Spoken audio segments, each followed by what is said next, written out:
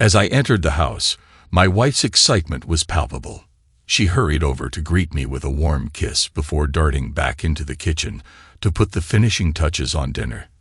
"I made your favorite tonight. And guess what?" she exclaimed, her eyes gleaming with anticipation. "I have some exciting news to share." "That's fantastic, dear," I responded with a smile. "Coincidentally, I have some big news too. Perhaps we should have a double celebration." It was Friday evening, marking the end of the work week. While she wrapped things up in the kitchen, I headed to the bedroom to freshen up and change into more relaxed attire. With tomorrow off, I eagerly anticipated spending a leisurely night with my wife, filled with intimacy and conversation about our respective news. The thrill of sharing and celebrating together filled me with anticipation. I'm Jack Martinez, and my wife is Caroline. We've been happily married for 7 years, both of us now 30 years old. Standing at 6'2", and weighing around 210 pounds, give or take a pound depending on the day, I like to think I'm in pretty good shape. While I don't consider myself a heartthrob, I've been told more than a few times that I'm above average in looks. Caroline, on the other hand, stands at 5'6", and maintains a lovely weight of 110 pounds. She's also quite fit, just like me. We're both regulars at the gym. Caroline has long blonde hair, captivating brown eyes, and a stunning figure that never fails to turn heads. Lately, I had a strong inkling about what her news might be. We'd recently embarked on the journey of starting a family. Caroline had stopped taking birth control pills a few months back, and ever since, our time in bed had seen a significant increase. Now, don't get me wrong, we weren't exactly celibate before this change. In our first year of marriage, we were at it almost every night, gradually slowing down to an average of 3 times a week thereafter. However, since Caroline went off the pill, we'd ramped up our intimacy even more. The only times we put it on hold were when I had to be out of town for work. I didn't have to travel much for work. Typically, I was at my office by 7 o'clock a.m. and left around 5 o'clock p.m. As a mechanical engineer, my schedule remained fairly consistent, with only occasional deviations for conferences or seminars happening about once every quarter. Recently promoted to engineering manager, I now oversaw a team consisting of 5 junior engineers, 3 engineering technicians, and a couple of secretaries, along with my own personal secretary. Caroline, my wife, worked as a paralegal for a small law firm in town. Among 5 lawyers, she was one of 3 paralegals, and her schedule mirrored mine in regularity. The only changes occurred when she had to stay late due to occasional issues with significant cases. After showering and changing, I entered the kitchen just as Caroline was setting dinner on the table. It was evident she had gone the extra mile for this evening. I suspected she had taken the afternoon off to prepare. On the menu was chicken scallopini, accompanied by a delightful Caesar salad and garlic bread. To top it off, she had prepared tiramisu for dessert, and even uncorked a couple of bottles of excellent Merlot to complement the meal and savor afterward. Caroline's anticipation was palpable, evident not only in the exquisite meal, but also in her attire. She was adorned in one of her most attractive dresses, suggesting she anticipated a night filled with passion and excitement. Her news promised to be something truly remarkable, and I couldn't wait for our conversation later that evening. After we finished dinner and dessert, I pitched in to help Caroline clear the table and tidy up the kitchen. We topped off our wine glasses and made our way to the living room, eager to share our respective news.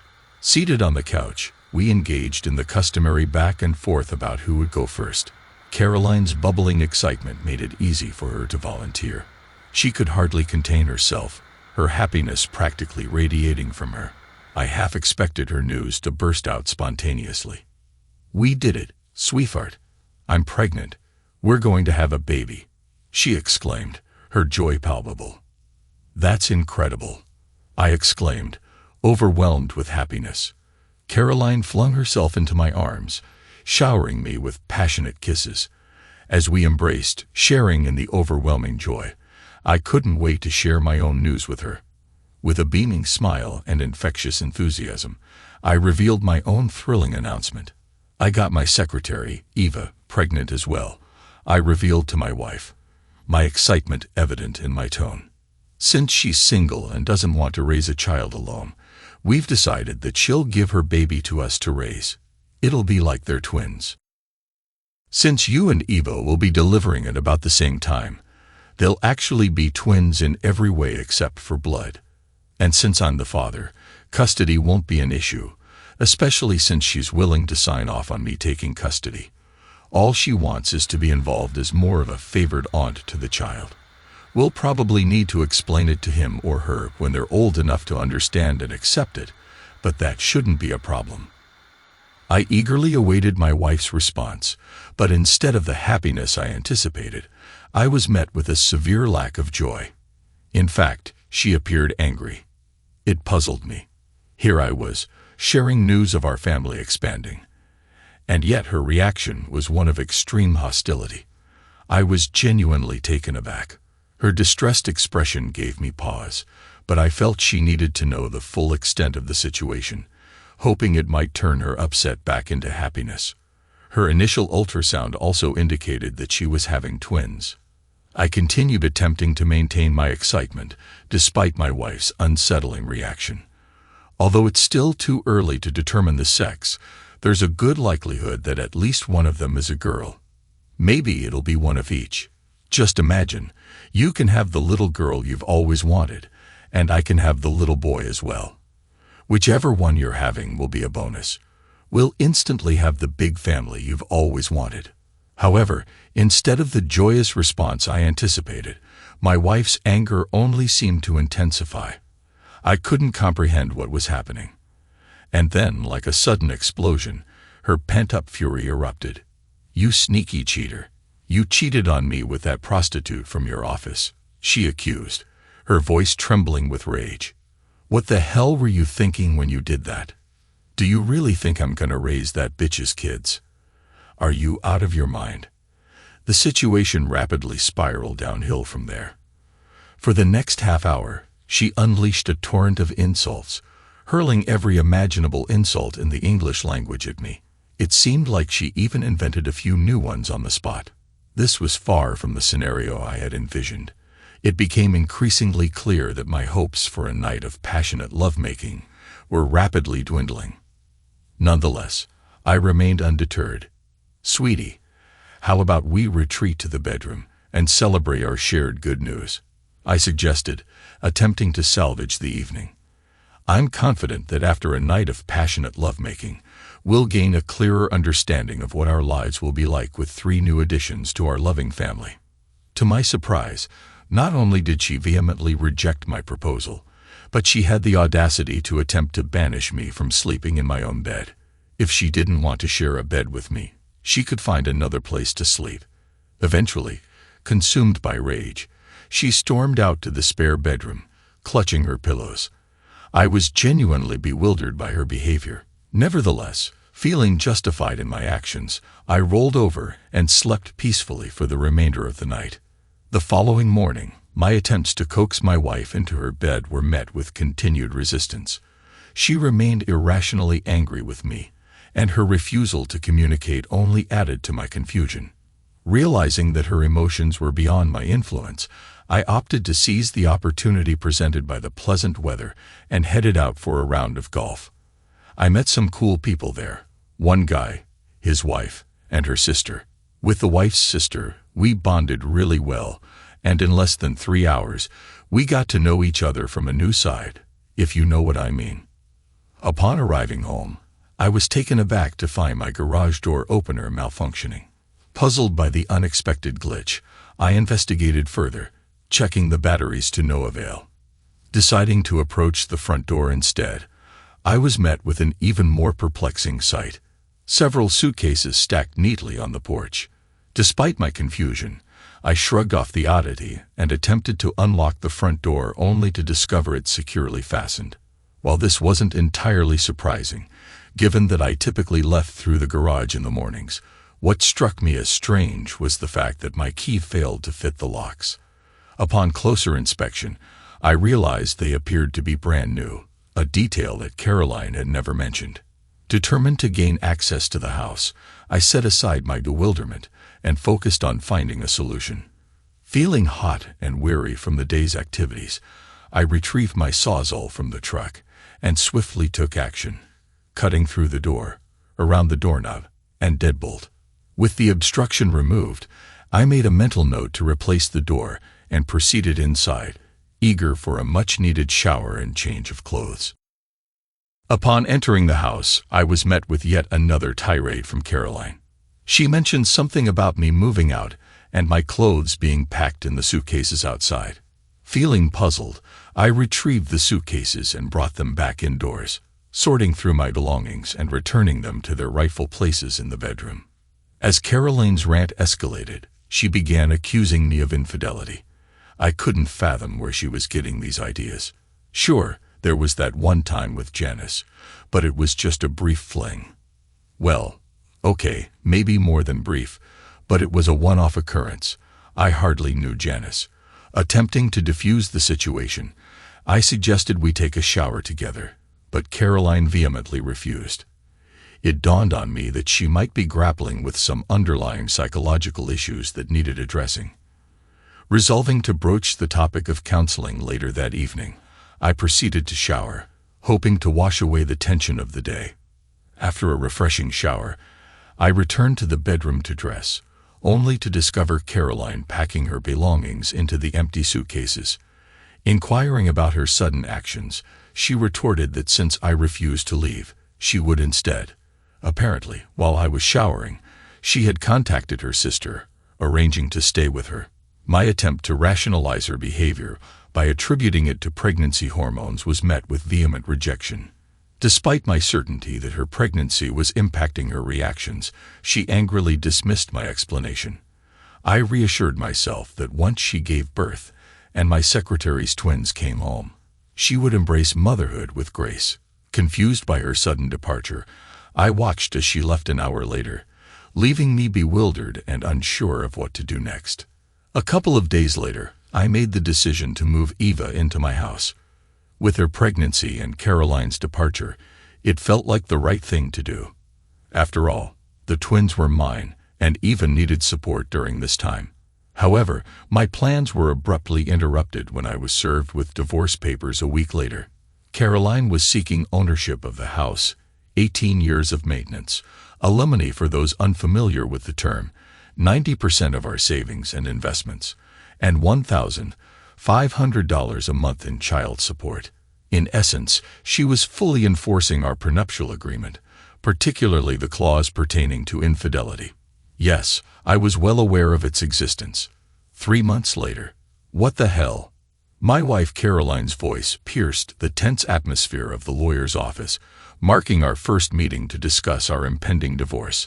As we sat across from each other, I couldn't help but acknowledge that Caroline had a potent tool at her disposal, our meticulously crafted prenuptial agreement, designed to make infidelity sting deeply. And with ample evidence of my indiscretions, she had every reason to wield it mercilessly.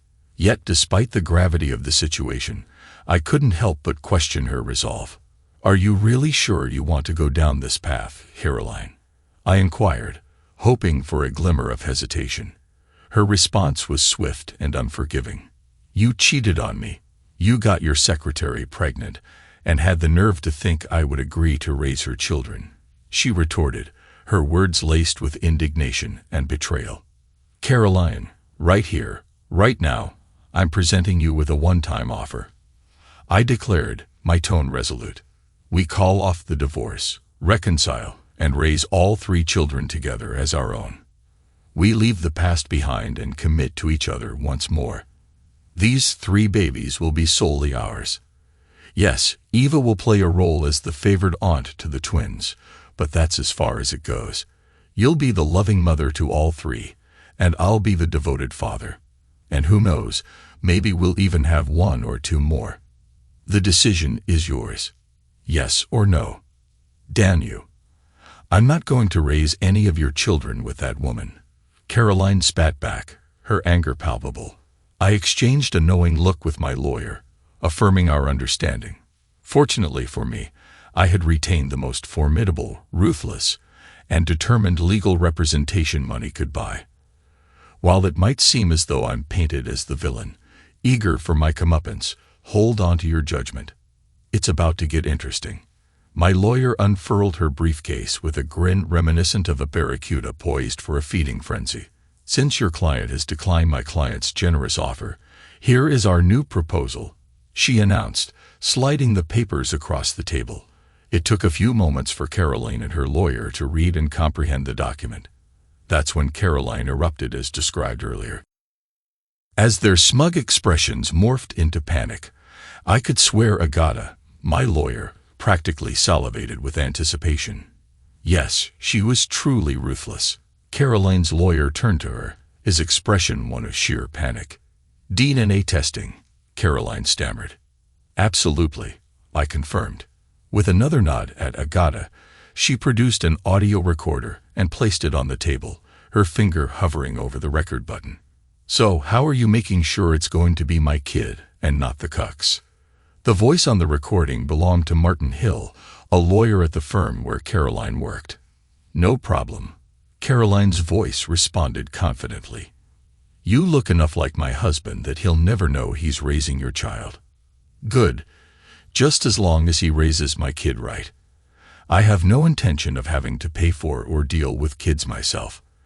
I do like the idea of having a kid to eventually pass along my inheritance to, but it'll have to be after they've become an adult. When the kid turns 18, we can let them know who their real father is. That way, I won't have to pay a dime to raise them. Trust me, Jack will never know until we tell your child in 18 years. Then it'll be too late. He and I will have a few more children together by then, and he won't be able to do anything about it without being completely screwed. So, you're sure your husband won't find out about us? Martin Hill's voice echoed through the recording.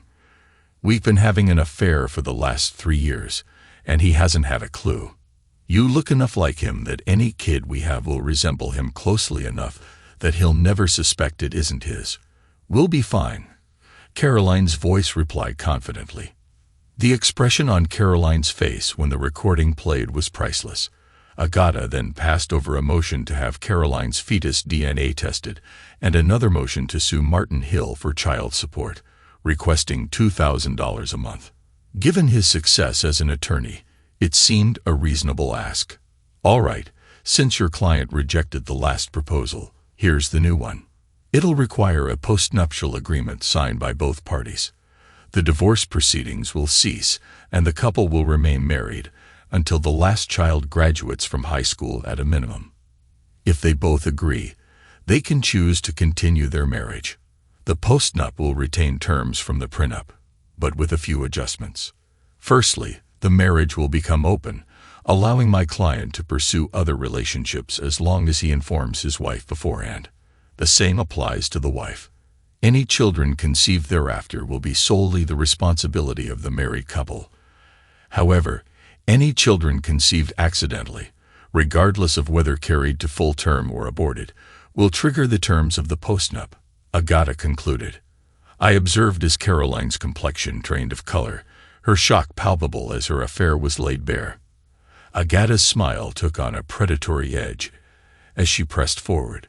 In the event your client rejects this proposal, we are fully prepared to enforce the prenuptial agreement on our end, Agata stated firmly. Her affair commenced nearly 3 years prior to my client's indiscretion. In fact, he only embarked on his affair after meticulously documenting his wife's betrayal and her intention to conceive another man's child. Should she pursue divorce, she should anticipate being left destitute, without a home or financial security. Furthermore, all her acquaintances will be provided with evidence, videotapes depicting her engagement with a man who is not her husband. We are prepared to take drastic measures to ensure her complete ruin. Caroline glanced at me, signaling her readiness for me to speak. Caroline, you schemed for me to raise another man's child. While the baby inside you is innocent in this deceit, I refuse to bear the responsibility for your actions. However, I am willing to accept the child into our home as a stepchild, provided your lover assumes financial responsibility. He will cover monthly child support, health insurance, medical expenses, and education. Though I doubt he'll seek visitation, it will be available if desired. He will also fund the child's college education. That is the cost of his actions. He may have claimed to shun parenthood, but he will now bear its weight. As for you, your consequence for betrayal is to raise my children as your own. They'll be yours in every way except biologically. Only those in this room and Eva will know the truth. You found it amusing to have me raise another man's child. Now you'll find irony in raising another woman's children. You'll also welcome Eva into our home when she desires to visit the children. That is your penance.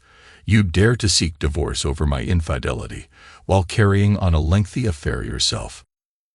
How hypocritical. My affair only ensued after uncovering your betrayal. I heard your plans to have another man's child while ensuring it wasn't mine. Eva was willing to bear my children, provided she wasn't left to raise them alone. 18.5 years later. You mean Aunt Eva is really Diana's voice faltered. But what about Uncle Matt? Laura interjected.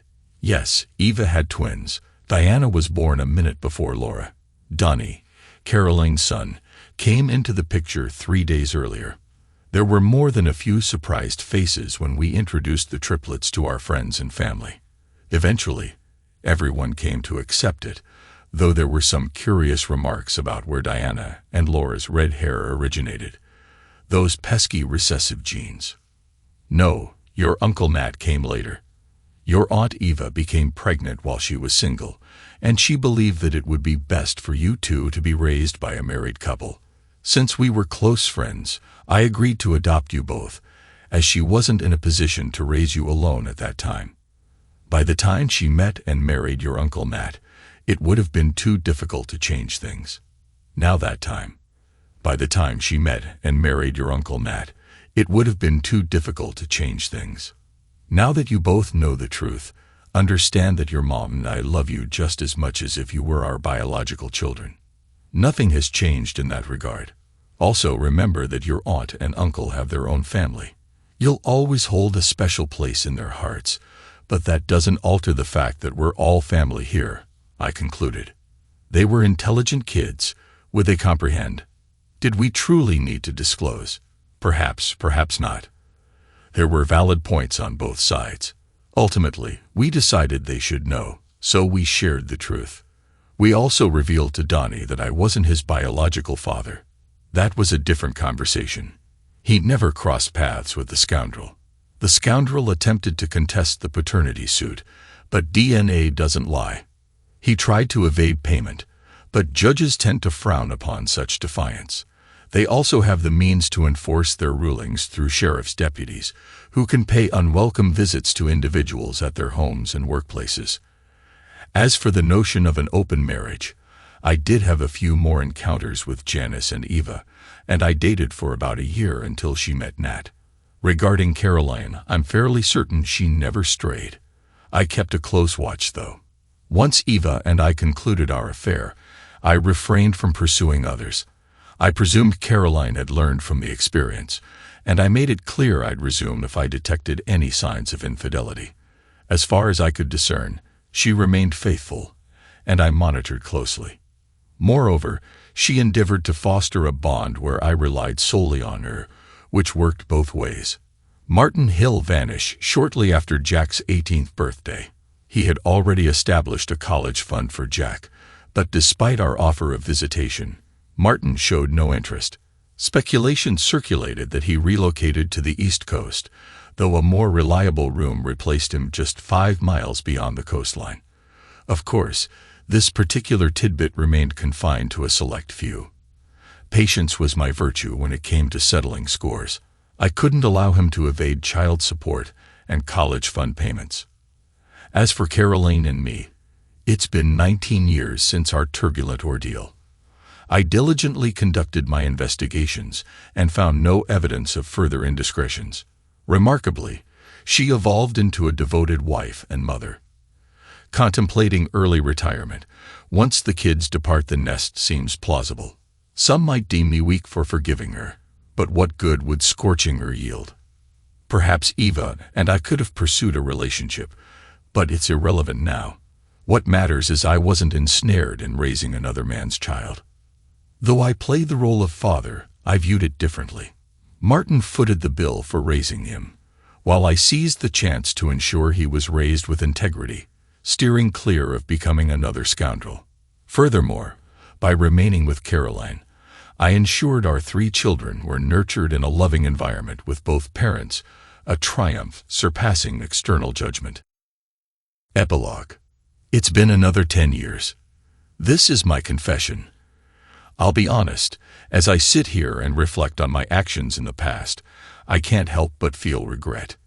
Years later, I realized that adultery is an insidious path, fraught with pain and consequences that reverberate far beyond the moment of the careless act.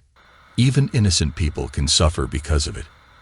In my case, children, my affair with Janice and the subsequent exposure of Caroline's betrayal shook the foundations of our marriage, leaving scars that took years to heal. Looking back, I realized the folly of my actions, the selfishness that blinded me to the pain I had caused my wife and family. Yes, my wife committed sin too, but I speak for myself now. I am haunted by the realization that my momentary weakness caused irreparable damage to the trust and intimacy we once shared. Caroline's forgiveness and our eventual reconciliation were not without difficulties. The road to rebuilding our relationship was long and difficult, marked by moments of doubt and uncertainty, but I guess it had to be. Our children, who are grown and thriving on their own, make me happy and give me inner strength. Despite all the turmoil of raising them, they are thriving, their spirits unbroken by their parents' mistakes. I am overwhelmed with pride as I watch their accomplishments, and their laughter is a balm to the wounds of the past. As I look to the future, I can only hope that they will learn from my mistakes, that they will cherish the sacred vows of marriage and honor the trust of their partners. May they never succumb to the temptations that led me astray. May they forge relationships built on honesty, respect, and unwavering devotion.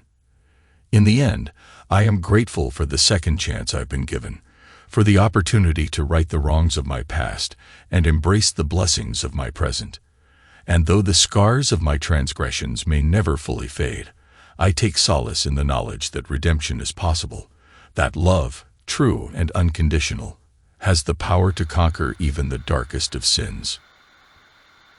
Thanks to everyone who took the time to listen to today's stories. If you enjoyed it, please consider liking and subscribing if you haven't already. Feel free to share your thoughts on the events in the comments below. Take care.